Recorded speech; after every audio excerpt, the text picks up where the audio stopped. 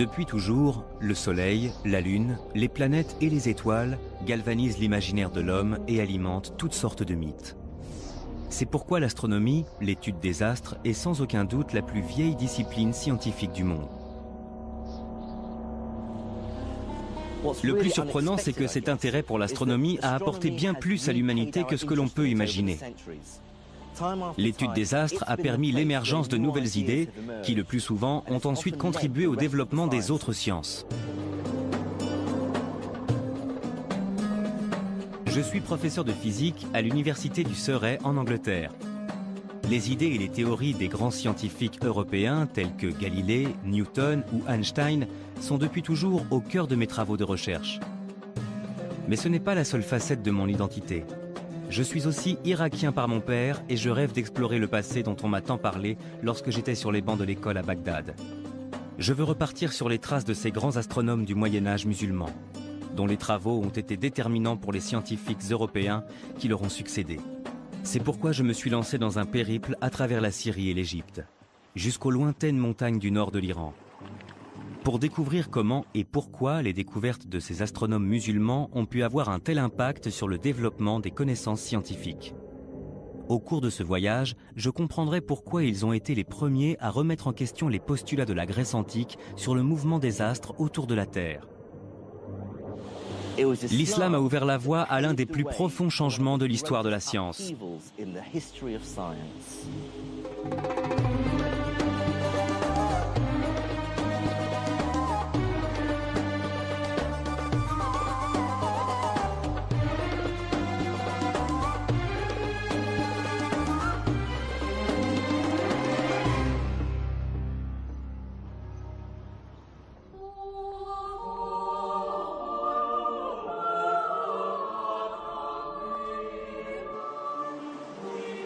Je me trouve à l'université de Padoue, dans le nord de l'Italie. C'est ici que se trouve la preuve irréfutable que l'une des plus grandes avancées de la science européenne repose en fait sur les travaux des érudits musulmans.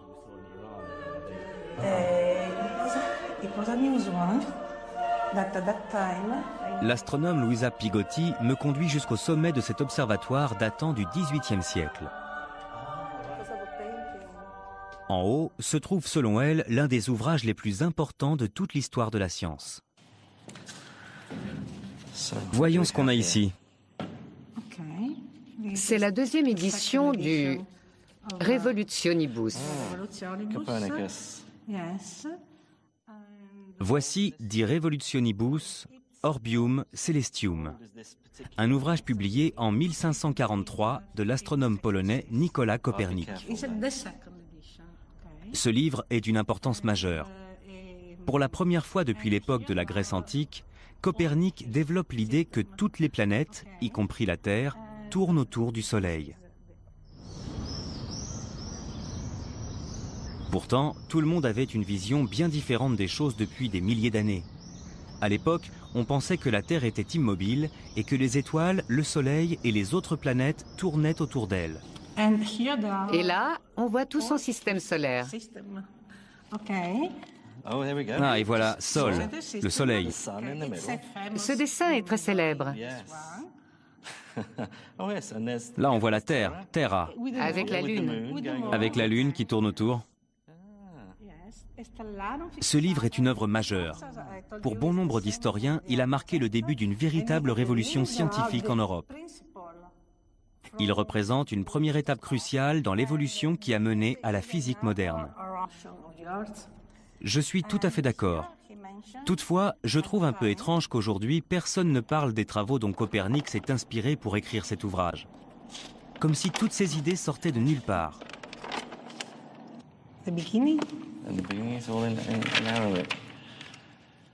Pour moi, c'est donc comme une révélation, lorsqu'il indique de façon explicite qu'il s'est très largement basé sur les données d'observation d'un astronome musulman du IXe siècle, un savant originaire de Damas nommé Al-Battani. Comme tous les grands scientifiques de l'islam médiéval, Al-Battani appartenait à une culture interdisant l'art figuratif. Seuls quelques portraits postérieurs à son époque permettent d'avoir une idée de ce à quoi il ressemblait.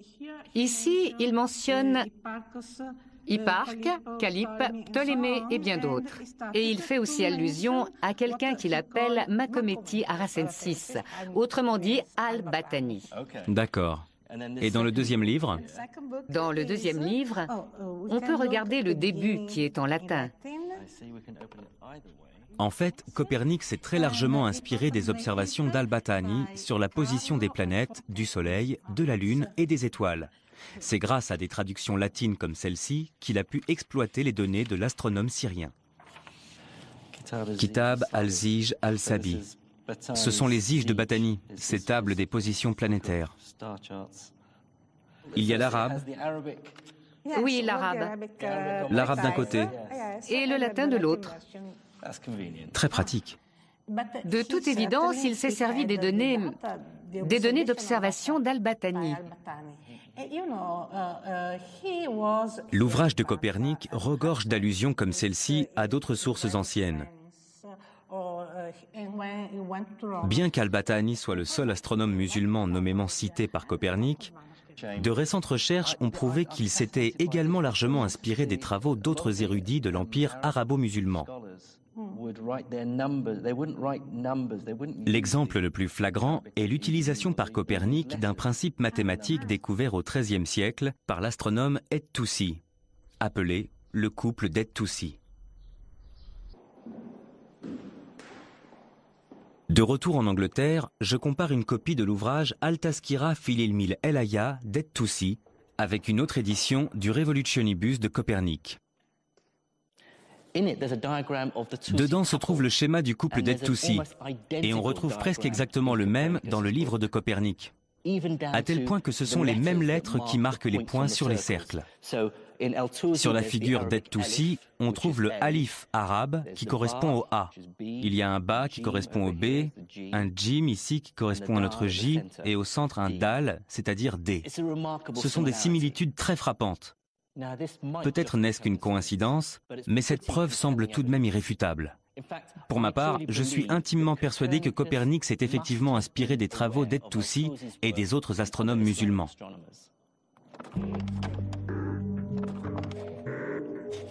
D'autres recherches ont également montré que les éléments mathématiques utilisés par Copernic pour calculer le mouvement des planètes étaient étrangement similaires à ceux développés par un astronome musulman du XIVe siècle, le Syrien Ibn al-Shatir. Pour certains historiens, ce n'est pas une coïncidence. C'est un avis totalement personnel, je n'en ai pas la preuve formelle. Mais pour moi, il semble, quand on analyse les travaux de Copernic, il semblerait qu'il travaillait à partir de schémas. Quelqu'un lui avait fourni les figures géométriques effectuées par Ibn al-Shatir pour résoudre le problème de la Lune, pour résoudre le problème des autres planètes ou encore celui du mouvement de Mercure. Il disposait de ces schémas et il a été suffisamment brillant pour réussir à les exploiter et mettre au jour la théorie qui se cachait derrière.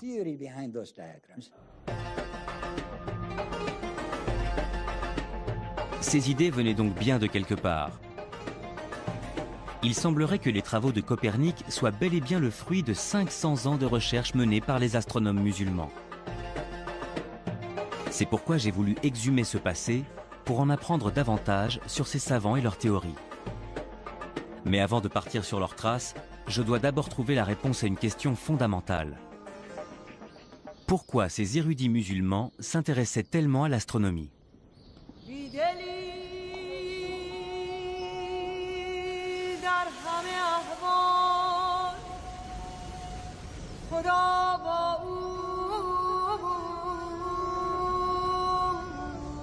Voici la grande mosquée des Omeyyades de Damas, la capitale syrienne. C'est l'une des plus anciennes mosquées du monde. Ce que je m'apprête à découvrir ici est un véritable trésor.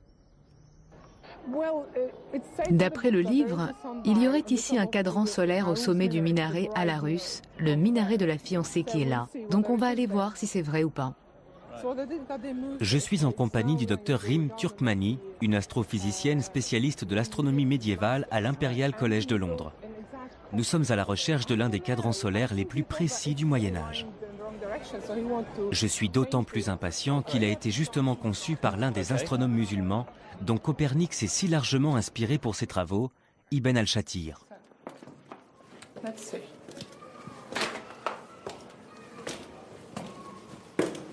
D'après les autorités de la mosquée, le cadran aurait été retiré au XIXe siècle.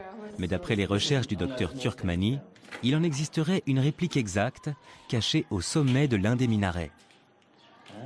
Nous ne sommes pas sur les traces de l'Arche d'Alliance. Mais l'idée de redécouvrir un objet vieux de 150 ans est tout de même assez troublante. Vous reconnaissez quelque chose? Je vais regarder là.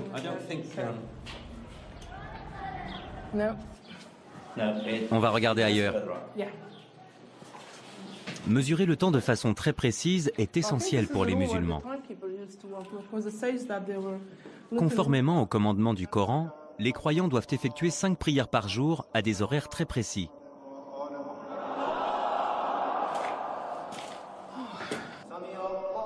Une au lever du soleil, puis une à la mi-journée, une dans l'après-midi, une au coucher du soleil et une dernière lorsqu'il fait nuit. Depuis la naissance de l'islam, les cadrans solaires ont donc toujours été des objets indispensables dans les mosquées.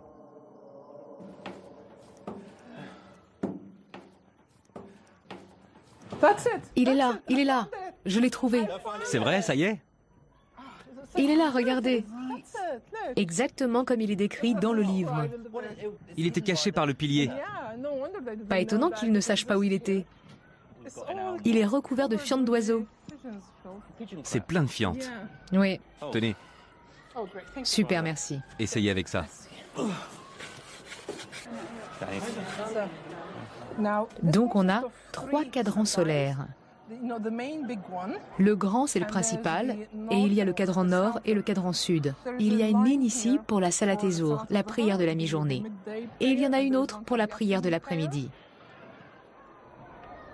Ibn al-Shatir a calculé la position de ces lignes de façon à ce que le cadran indique l'heure exacte tout au long de l'année, même lorsque la durée des journées changeait.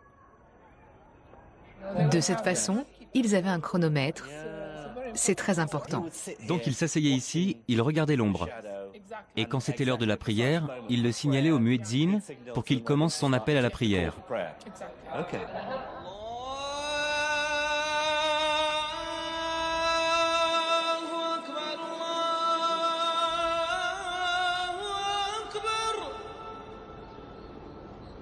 La précision à la minute près du cadran solaire d'Ibn al-Shatir prouve que dans l'Empire islamique, les savants observaient les corps célestes de façon extrêmement méticuleuse.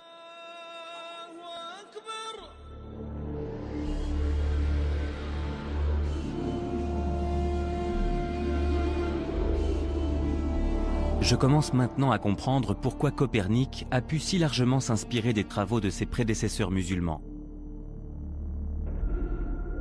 Ils sont parvenus à établir des protocoles de mesure astronomique d'une incroyable précision.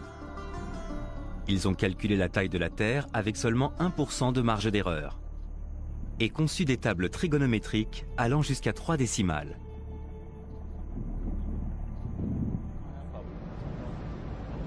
Plus tard, je retrouve le docteur Rim Turkmani sur le mont Kasyoun, qui domine Damas, pour qu'elle me parle de l'astronome musulman qui a réalisé ces observations très précises.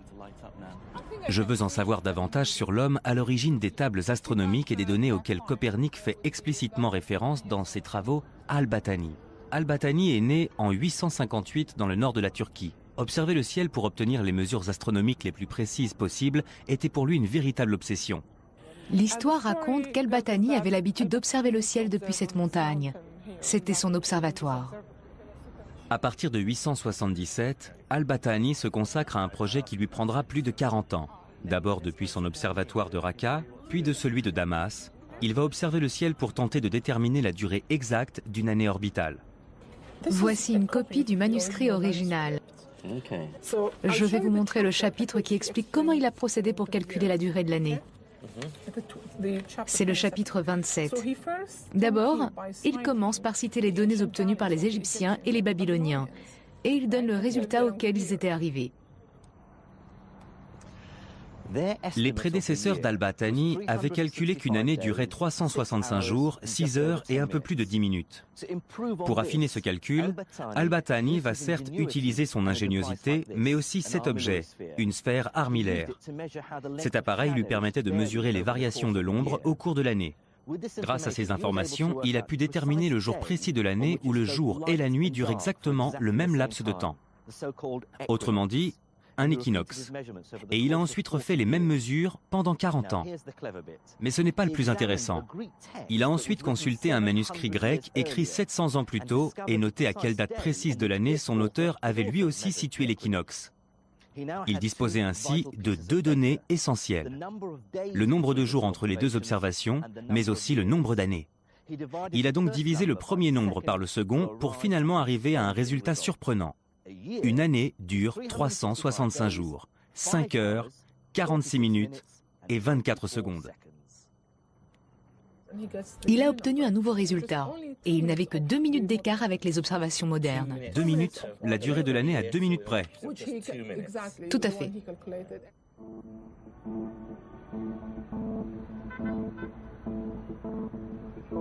Le plus surprenant, c'est qu'Al-Battani ait pu arriver à un résultat aussi précis alors qu'il n'avait pas de télescope.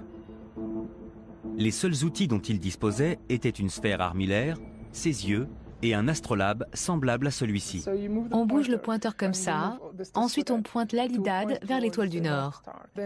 Et ces petits pointeurs vont ensuite donner la position des autres étoiles et des planètes.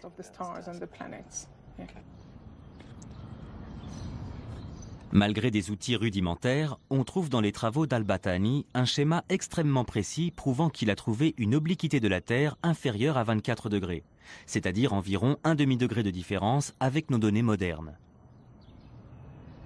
Et il ne s'est pas arrêté là. Il va réussir à mesurer les variations du diamètre solaire avec une telle précision qu'il va en arriver à une étonnante conclusion.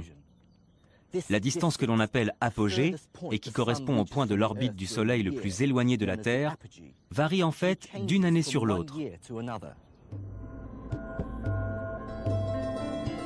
Les tables d'Al-Battani sur la position du Soleil et de la Lune, auxquelles Copernic fera référence quelques 600 ans plus tard, vont également définir de nouveaux standards de précision. Al-Battani et ses confrères musulmans étaient donc bel et bien d'excellents observateurs. Et après, me direz-vous? Eh bien, leurs observations vont peu à peu les mener à se demander si la théorie des érudits grecs qui prévaut à l'époque, selon laquelle tous les astres tournent autour de la Terre, ne devrait finalement pas être remise en question.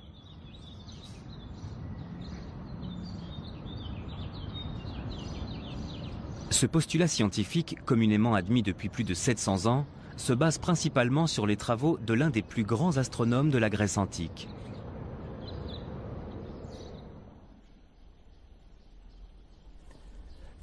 Claudius Ptolémaeus, ou Ptolémée, était un astronome grec qui vivait à Alexandrie au IIe siècle.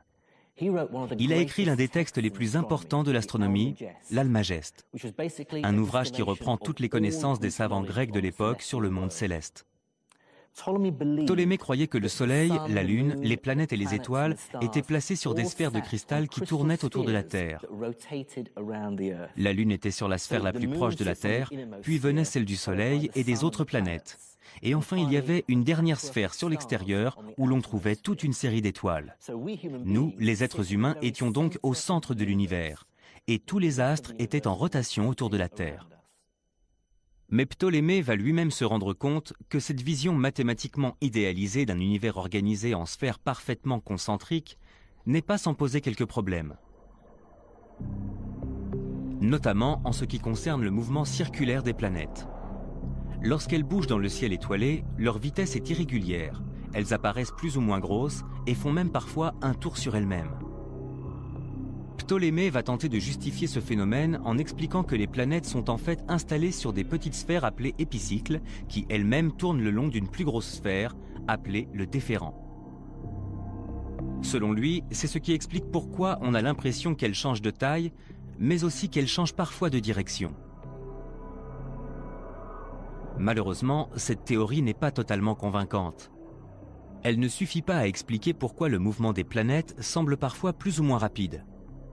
Pour se dépêtrer de ce problème, Ptolémée va modifier son modèle du monde en ne centrant plus le déférent sur la Terre et en le faisant tourner autour d'un point excentré dans l'espace, l'équant.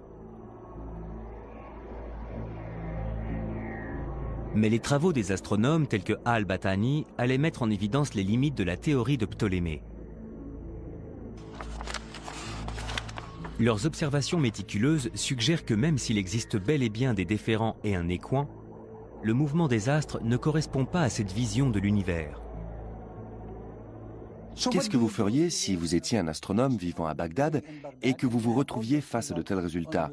La première chose que vous vous diriez, c'est « la théorie grecque n'est pas aussi infaillible qu'on le prétend ». Et donc, ils vont se dire, si les valeurs fondamentales de la tradition astronomique des Grecs sur lesquelles nous nous basions se révèlent être fausses, alors quelles sont les autres valeurs qui le sont aussi? Ils commencent alors à remettre en question les bases fondamentales de l'astrologie, les fondements de l'astronomie et de la cosmologie de la tradition grecque. Ils vont effectivement se poser de nombreuses questions. Ce qui est frappant lorsqu'on consulte les écrits des érudits musulmans du IXe siècle, c'est l'utilisation de plus en plus fréquente du mot « shukuk », qui veut dire « doute ». Ces érudits ont montré qu'il fallait parfois savoir remettre en question des idées auxquelles tout le monde croyait aveuglément. Les doutes des savants musulmans sur l'astronomie grecque ont marqué le début du long processus qui allait finir par infirmer la théorie selon laquelle la Terre était au centre de l'univers. Douter demande beaucoup de courage et d'imagination. Mais ce que prouve surtout cette remise en question du savoir grec par les astronomes musulmans, c'est que le doute, ou shukuk, est justement ce qui permet à la science d'avancer.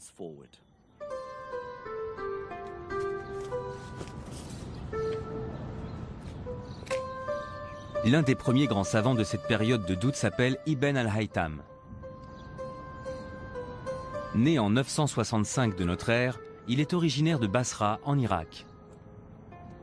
C'est l'un des premiers à avancer que les idées scientifiques ne peuvent être considérées comme vraies que lorsqu'elles reflètent la réalité et se vérifient d'un point de vue mathématique. Et lorsqu'il essaye d'appliquer ce rigoureux principe à l'astronomie de la Grèce antique, il comprend immédiatement qu'elle repose en réalité sur une contradiction fondamentale. D'un côté, la cosmologie grecque prétend que tous les corps célestes tournent autour du Soleil. Et de l'autre, Ptolémée prétend dans son Almageste que si l'on veut prévoir de façon mathématique les mouvements du Soleil et des étoiles, il faut d'abord considérer qu'ils tournent autour d'un point arbitraire, le fameux équant. Ces deux affirmations se contredisent. Les astres ne peuvent pas être à la fois en rotation autour de la Terre et autour d'un point excentré. Pour Ibn al-Haytham, tout ceci n'avait strictement aucun sens. Au début du XIe siècle, il écrit un ouvrage intitulé Al-Shukuk, Al-Batlamius, doute concernant Ptolémée. Dans ce manuscrit, il dissimule difficilement sa frustration et écrit « Le système de Ptolémée ne peut pas exister ». Ibn al-Haytham se dit « Tout ça est d'une totale absurdité. On ne peut pas accepter une telle théorie. » Et il va plus loin en disant « Il ne s'agit pas d'une erreur. Ptolémée savait très bien que c'était une absurdité. » Et il souligne les points qui avaient embarrassé Ptolémée lorsqu'il a construit sa théorie. Pour lui, il y a un problème fondamental dans ce raisonnement.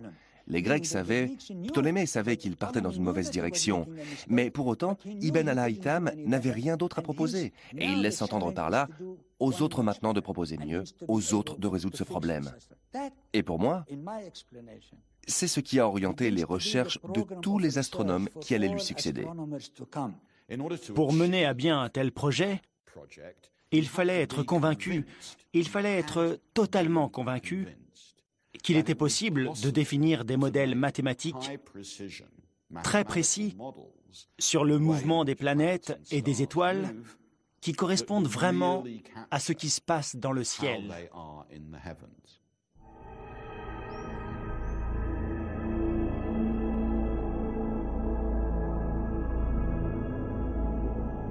Ibn al-Haytham vient de lancer un défi aux astronomes qui vont lui succéder. Ils devront trouver une explication au mouvement des astres qui à la fois se vérifie d'un point de vue mathématique et qui correspondent à leurs observations. C'est finalement Copernic et les autres astronomes européens qui apporteront la réponse à cette question. Mais une avancée fondamentale a cependant lieu un peu plus tôt.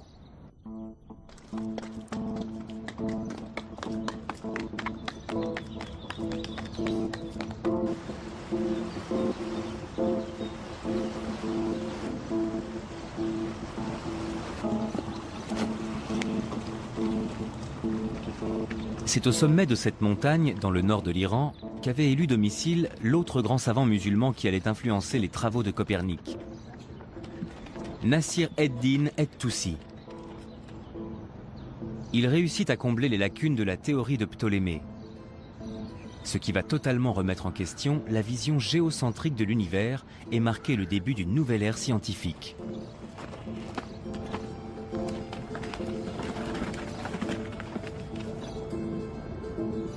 Voici la forteresse d'Alamout, où et-Toussi s'était installé. Pendant de nombreuses années, cette forteresse a abrité une secte musulmane, celle des Ismaéliens. C'est un très beau lieu pour se retirer. Cette citadelle était au centre du mouvement ismaélien. Pas étonnant que et-Toussi ait choisi de s'installer ici. Et il n'était pas le seul. De nombreux autres érudits vivaient ici. Apparemment, il y avait une bibliothèque. C'était une forteresse militaire, mais aussi un lieu d'étude.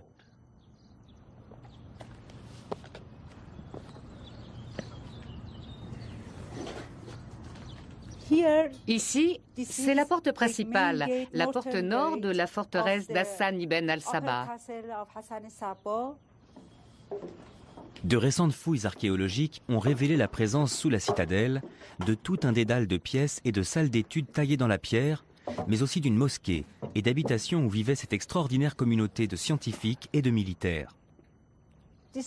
Nous voici dans la cour de la mosquée. C'était le centre des quartiers de la garnison du château. C'est dans ces galeries étroites que et-Toussi commence la rédaction de son livre des Choukouk, son livre des doutes, Al-Tazkira, ou Mémoire sur l'astronomie. Dans cet ouvrage, il trouve la solution au premier problème soulevé par Ibn al-Haytham, à savoir comment éliminer l'écoin de Ptolémée. Au lieu de considérer une sphère en rotation autour d'un point quelconque dans l'espace, et-Toussi imagine un couple de cercles imbriqués en rotation sur eux-mêmes, ce qui n'implique plus la nécessité d'un écoin. Ces deux cercles imbriqués resteront connus sous le nom de couple de Toussi, un modèle mathématique que l'on retrouvera 300 ans plus tard dans les travaux de Copernic.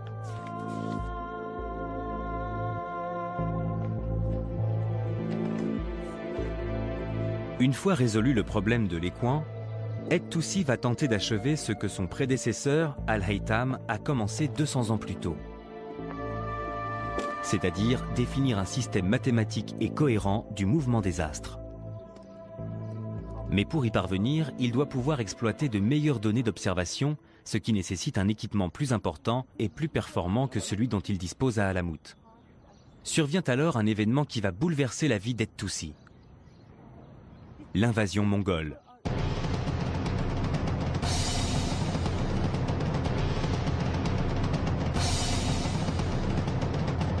Déferlant de l'Est, Oulégou Khan et son armée envahissent l'Iran, détruisant tout sur leur passage.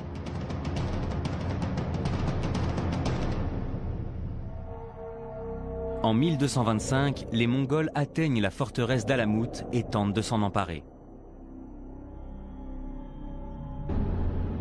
Et-Toussi va alors déployer des trésors de diplomatie qui vont lui permettre d'échapper au massacre, mais aussi de satisfaire ses ambitions scientifiques.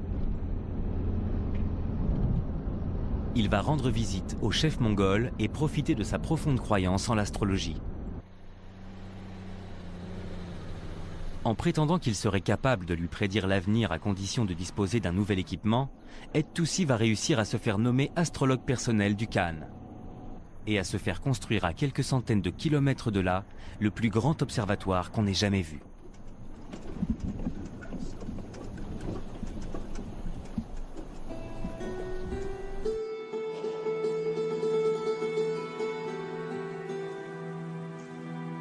Voici tout ce qu'il reste aujourd'hui de l'observatoire de Maraga.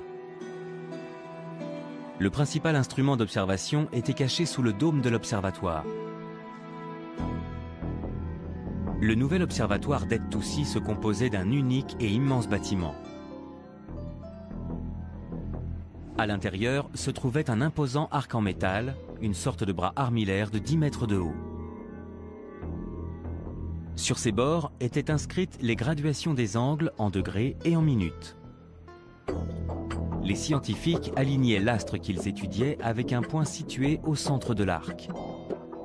Il leur suffisait ensuite de lire les graduations pour connaître de façon précise la position exacte de cet astre dans le ciel.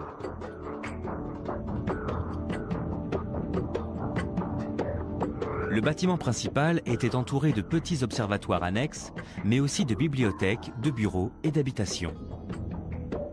L'observatoire disposait même de sa propre mosquée.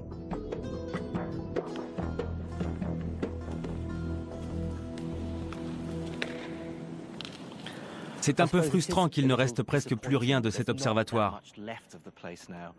Il faut vraiment avoir de l'imagination pour se faire une idée de ce à quoi il ressemblait à l'époque. Ce qu'Et-Toussi a construit ici n'était ni plus ni moins que le plus grand observatoire du monde. Et il l'est resté pendant 300 ans. Et, tout comme n'importe quel institut moderne de recherche international, cet endroit a accueilli les plus grands astronomes du monde, des savants venus de très loin, du Maroc et même de Chine. Il devait vraiment régner ici une véritable effervescence.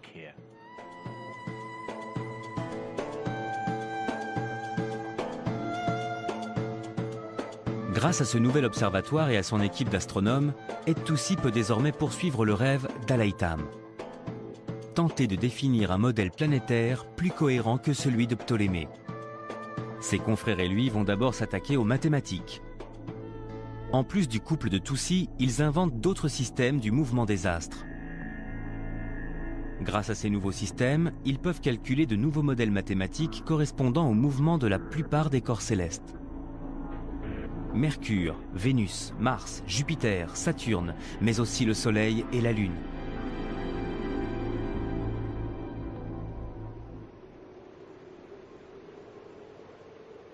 Et-Toussi et l'équipe d'astronomes qu'il avait réunis autour de lui ont été à l'origine de ce que l'on appelle aujourd'hui la révolution de Maraga.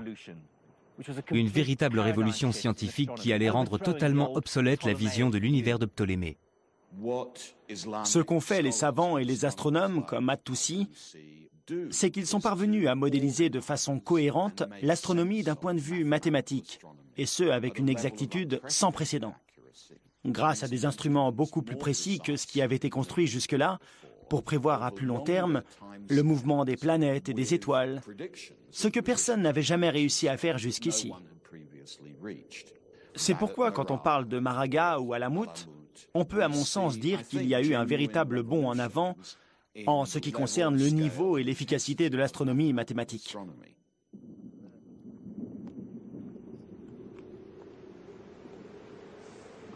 Mais il reste un problème à résoudre. Les nouveaux modèles se vérifient d'un point de vue mathématique et éliminent bel et bien la nécessité de l'équant de Ptolémée. Mais ils continuent de placer la Terre au centre de l'univers.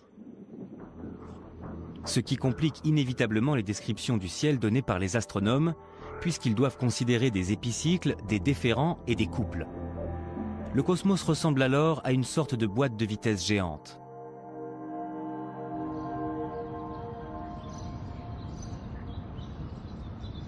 Il va falloir une bonne dose d'imagination pour franchir une étape supplémentaire dans cette aventure. Et cette nouvelle étape va être franchie à 3200 km d'ici.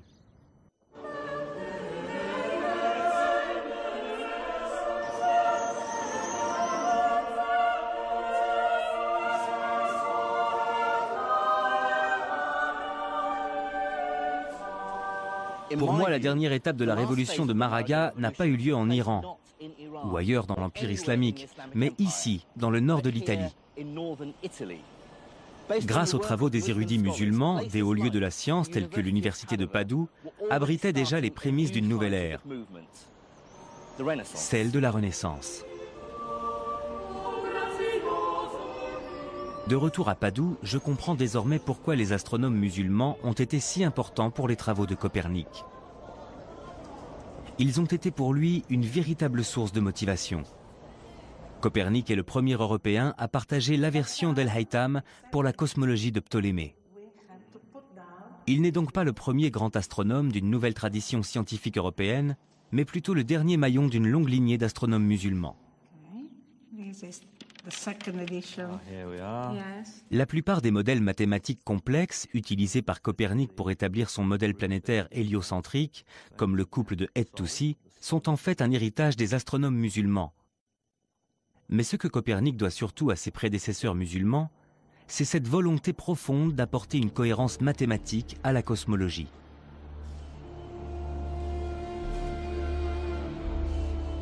Les idées de Copernic vont marquer le début d'une ère d'avancées scientifiques qui déboucheront sur la découverte de la gravité par Sir Isaac Newton. Entre les mains de Newton, le rêve que caressait Ibn al-Haytham d'une astronomie rigoureuse et mathématique qui correspondrait aux observations expérimentales va enfin se réaliser.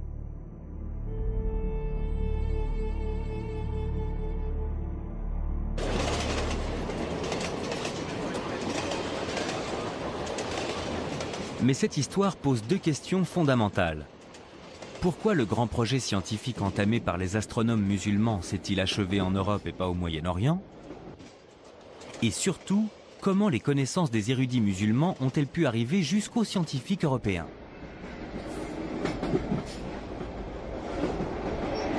La réponse à ces questions se cache dans l'une des plus belles villes du monde. La reine de l'Adriatique, Venise.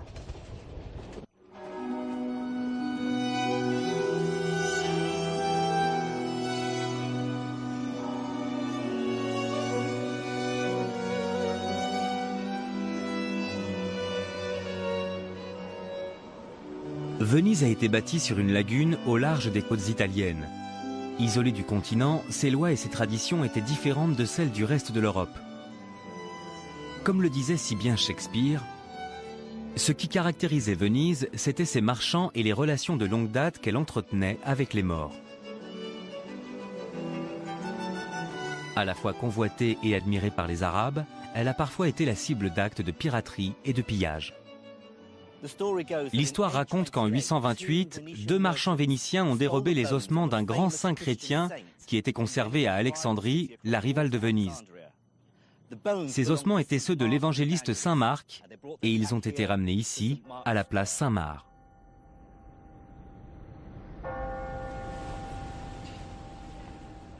Le commerce avec les morts a apporté non seulement à Venise la prospérité, mais aussi une ouverture sur les idées et les coutumes venues d'Orient, comme me l'a montré le docteur Vera Constantini.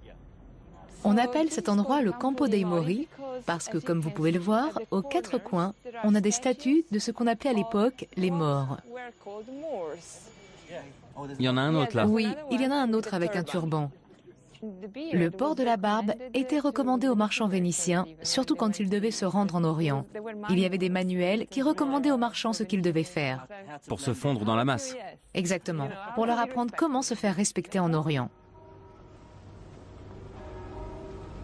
Avec l'intensification du commerce entre les Vénitiens et leurs voisins musulmans, l'influence de l'islam se fait de plus en plus forte. La tradition arabe du café devient par exemple extrêmement populaire. Tout comme les arcs et les ornementations caractéristiques de l'art architectural islamique. Je voulais aussi vous montrer le palais Mastelli, le palais du chameau. À l'époque où les Vénitiens commerçaient avec l'Orient, l'unité de mesure, le poids des marchandises que l'on pouvait charger sur un dromadaire était le carico. On utilisait exactement la même unité de mesure qu'en Orient, sauf que là-bas, on appelait ça le youk. Ce n'est pas une coïncidence Non, pas du tout. qu'ils aient importé cette unité. De mesure, tout à fait. Ces liens commerciaux avec l'Orient allaient favoriser l'arrivée des livres arabes. Le célèbre ouvrage sur l'algèbre datant du IXe siècle d'Al-Khwarizmi sera traduit en latin au XIIe siècle. C'est également au cours de ce même siècle que les tables astronomiques font leur apparition. Le célèbre canon de la médecine d'Avicenne sera pour la première fois publié en Occident au XVe siècle.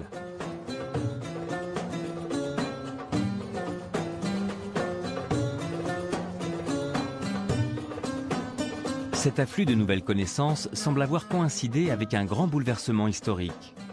Le centre névralgique du monde scientifique se déplace peu à peu de l'empire musulman vers l'Europe. C'est là qu'auront lieu les plus grandes avancées à partir du XVe siècle.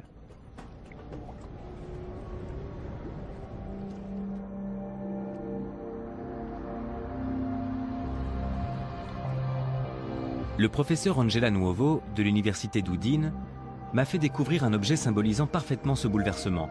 Sa surprenante découverte apporte la preuve irréfutable de ce changement, mais permet aussi de mieux le comprendre.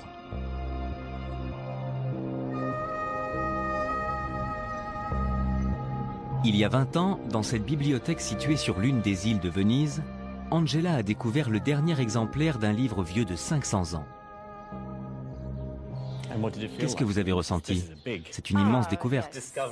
J'étais vraiment très émue. C'était au mois de juillet, il faisait très chaud, un peu comme aujourd'hui. Il faisait même plus chaud. Et pourtant, quand je l'ai trouvé, tout d'un coup, j'ai eu très froid. C'était vraiment un moment inoubliable. Cet été-là, Angela a découvert la première impression du livre saint des musulmans, le Coran.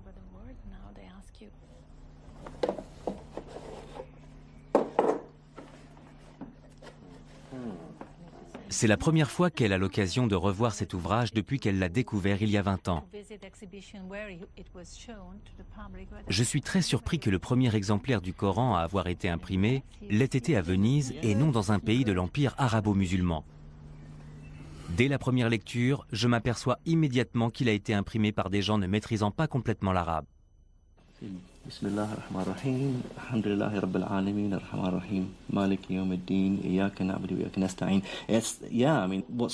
qui me frappe, c'est que c'est écrit d'une façon... Je trouve que ça ressemble presque à une écriture d'enfant. Une écriture maladroite. Oui, c'est vrai. C'était la première fois qu'on essayait de reproduire l'écriture manuscrite avec des caractères mobiles. Et comme vous le savez, la langue arabe comporte de nombreuses formes de lettres différentes, puisque la forme de chaque lettre change en fonction de sa position dans le mot, mais aussi des autres lettres. Oui, évidemment. Par exemple, le mot zalika, qui signifie 7, eh bien là, le tiret devrait être sous le L, au lieu d'être au-dessus. Donc ils ont fait une faute. Au lieu d'écrire zalika, ils ont écrit zalaka. L'arabe n'était probablement pas la langue maternelle des gens qui l'ont imprimé. C'est sans doute pour cette raison qu'on trouve des erreurs dans le texte qui, bien sûr, sont considérées comme un péché. Évidemment, puisque pour les musulmans, le Coran est écrit dans la langue de Dieu, et donc on ne peut changer son texte. Si on le fait, c'est un péché. À votre avis, comment cela a-t-il été perçu quand cet ouvrage a été publié? On suppose, et je pense que c'est vrai, que ça a été un énorme échec du point de vue commercial. D'autant plus que les musulmans ont refusé l'imprimerie pendant des siècles. Il y a donc de fortes chances que tous les autres exemplaires de ce livre aient été détruits. C'est le seul exemplaire dont on dispose. C'est probablement le seul et l'unique exemplaire de ce Coran qu'il reste en Occident. Le fait que cette version imprimée du Coran n'ait pas réussi à séduire le monde musulman en dit long.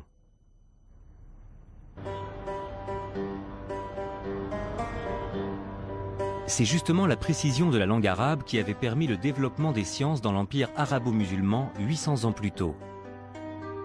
Grâce à plus de 70 formes de lettres différentes et aux nombreux signes graphiques indiquant la prononciation et le sens des mots, elle avait permis à tous les érudits de communiquer à travers une seule et même langue commune.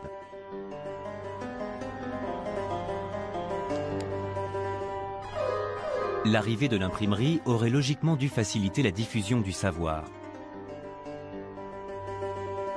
En Occident, l'impression de livres en latin favorise effectivement un mouvement de renouveau scientifique.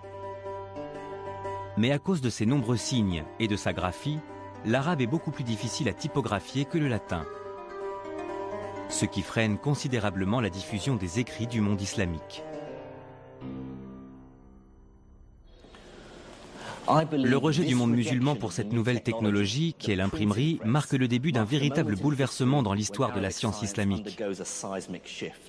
L'Europe, elle, va à la fois bénéficier des connaissances de leurs prédécesseurs, mais aussi de cette nouvelle technologie. Galilée et ses semblables se trouvent désormais à l'aube de la Renaissance. Cette étape a marqué un tournant à la fois dans l'histoire de l'imprimerie vénitienne, qui était un secteur extrêmement puissant. On peut même dire qu'il était arrivé au maximum de son expansion, mais aussi dans l'histoire des relations culturelles, des relations en général entre l'Orient et l'Occident. Accepter l'imprimerie, ça voulait aussi dire accepter l'une des premières grandes innovations technologiques. Et c'est là que l'histoire des deux mondes va commencer à se séparer.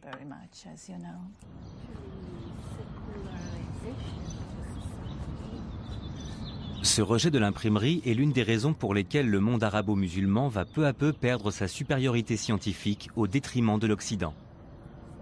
À la même période, le monde est en pleine mutation, ce qui a également des répercussions sur le développement scientifique.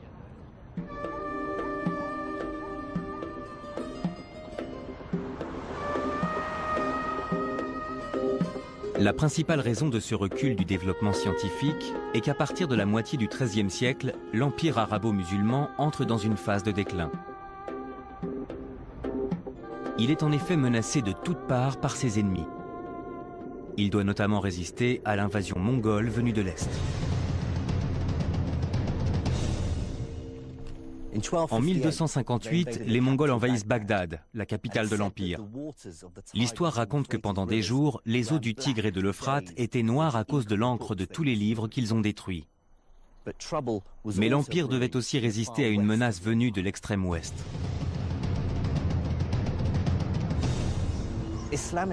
L'Espagne musulmane, qui s'était déjà morcelée en plusieurs royaumes, devait maintenant faire face à une nouvelle menace venue du nord, celle d'une chrétienté réunifiée et déterminée à reconquérir son territoire. La reconquête du royaume d'Espagne par les chrétiens dure plusieurs siècles. Elle atteint son apogée au XVe siècle lorsque l'armée de Ferdinand II et Isabelle de Castille attaque Grenade.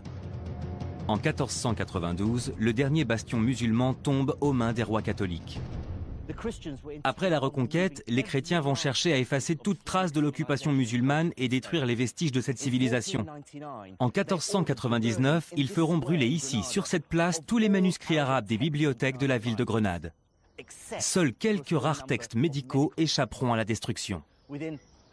Et environ 100 ans plus tard, il ne reste plus aucun musulman en Espagne. Ils ont tous été tués ou chassés du royaume. À la même époque, les chrétiens de l'Europe de l'Est se lancent à la reconquête de la Terre Sainte et partent en croisade contre l'islam. Déterminés à imposer la chrétienté dans la région du Levant et à reconquérir la ville sainte de Jérusalem, les croisés lancent une attaque massive sur le nord de la Syrie. Ils prennent rapidement possession du château pour en faire une place forte. D'ici, ils vont ensuite marcher sur Jérusalem pour accomplir ce qu'ils estiment être leur mission.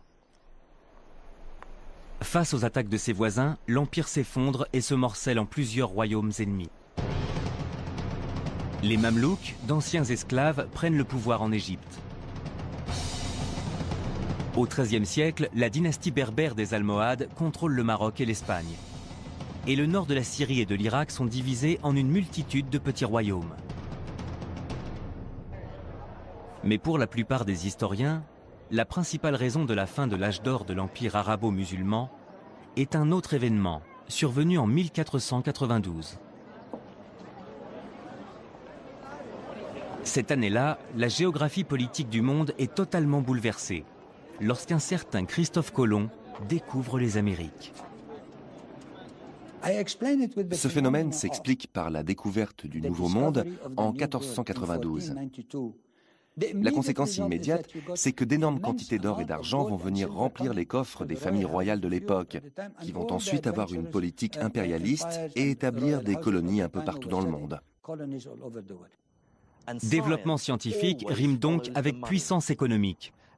Au cours du XVIe et du XVIIe siècle, les richesses, le pouvoir et donc le renouveau scientifique vont se concentrer en Italie et en Espagne, puis en Grande-Bretagne.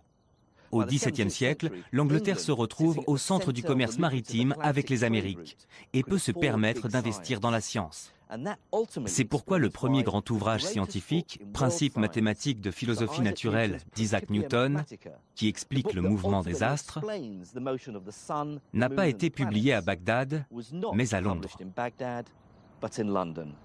Pour réaliser ces travaux, Il lui fallait des données extrêmement précises qui avaient été récoltées dans le monde entier. Il lui fallait une sorte d'inventaire mondial de données d'observation et de relevés. Il lui fallait la hauteur des marées, la position des comètes et des planètes, le rythme du balancier des pendules. Bref, c'était un projet à l'échelle mondiale, un travail absolument pharaonique. Et bien entendu, bon nombre de ces observations, de ces modèles mathématiques, avaient été développés au départ par les astronomes musulmans d'Égypte, du Proche-Orient et d'Asie centrale. Mais les musulmans vont subir un autre revers. Les guerres, l'isolement politique et religieux, mais aussi la perte de leur monopole commercial, vont peu à peu avoir raison de la richesse des nations musulmanes, ce qui va se répercuter dans le domaine scientifique. Mais cela ne suffit pourtant pas à expliquer pourquoi les travaux des érudits musulmans sont tombés dans l'oubli. Il ne faut en effet pas oublier que lorsque les Européens commencent à coloniser le Moyen-Orient et l'Asie, ils contribuent activement à répandre l'idée que les civilisations qu'ils trouvent à leur arrivée sont moribondes et en plein déclin.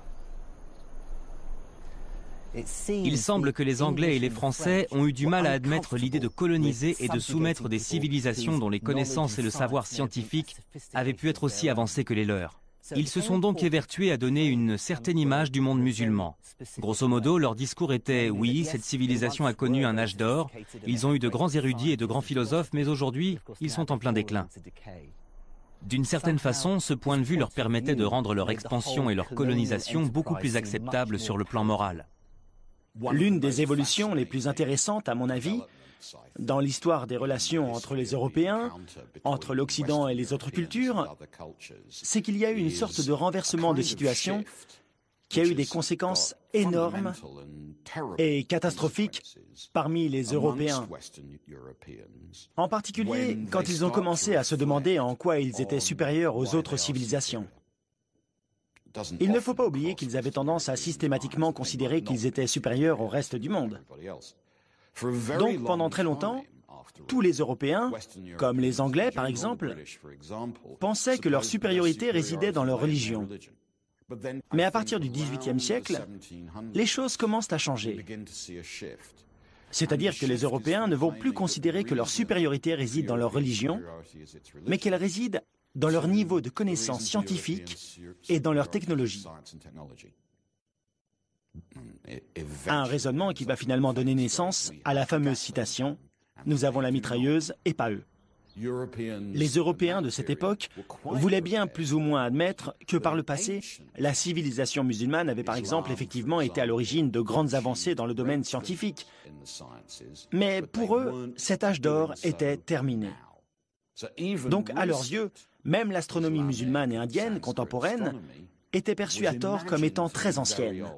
Parce que si elles étaient très anciennes, ça voulait dire que les civilisations sur lesquelles ils prenaient le dessus étaient en plein déclin, ce qui était tout à leur avantage. Pour certains spécialistes, les conséquences de cette vision des choses sur l'histoire de la science islamique se ressentent encore dans le monde musulman d'aujourd'hui. Le monde musulman et le monde arabe ignorent leur histoire, parce que cette histoire a été volontairement effacée pendant la colonisation. Et malheureusement, quand ils la redécouvrent aujourd'hui, ils ne la redécouvrent que par bribes.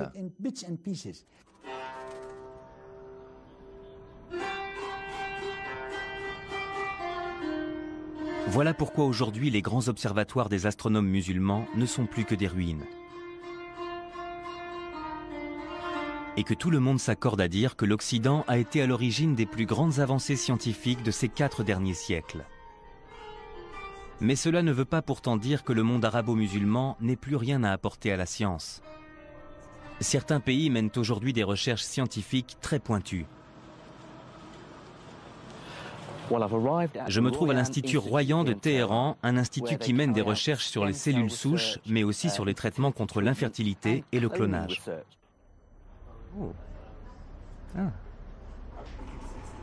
Je suis très étonné que dans un État islamique comme l'Iran, des recherches dans des domaines aussi controversés que les modifications génétiques ou le clonage soient tolérées, et même financées par le gouvernement. On utilise ces cellules lorsqu'une partie du cœur ne fonctionne plus, ce qui peut mener à une insuffisance cardiaque.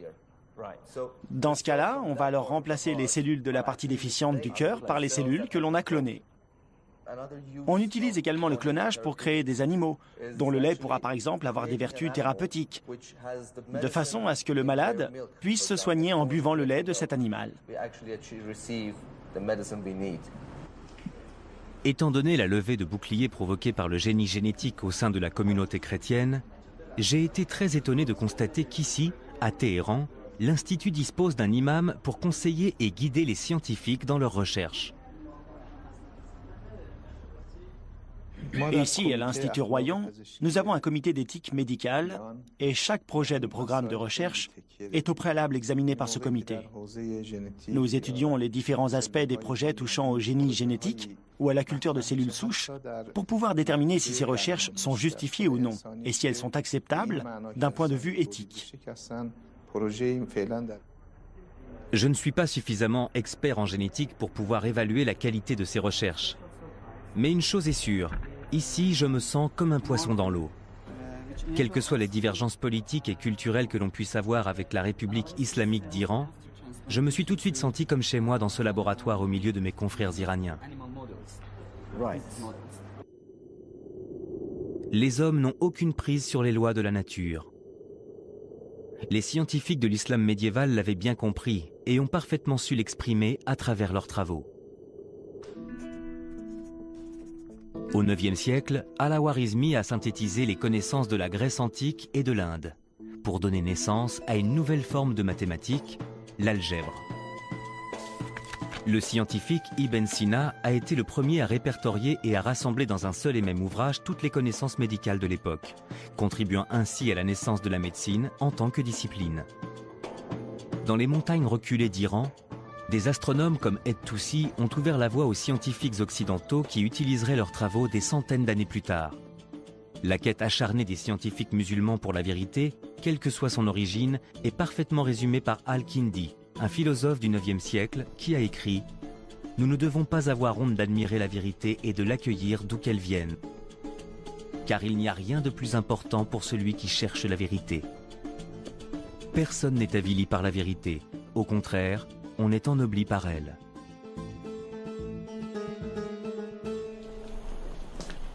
Ce que l'on peut retenir de ce voyage, à travers l'âge d'or puis le déclin des sciences dans le monde islamique du 9e au 15e siècle, c'est que la science est un langage universel pour l'humanité.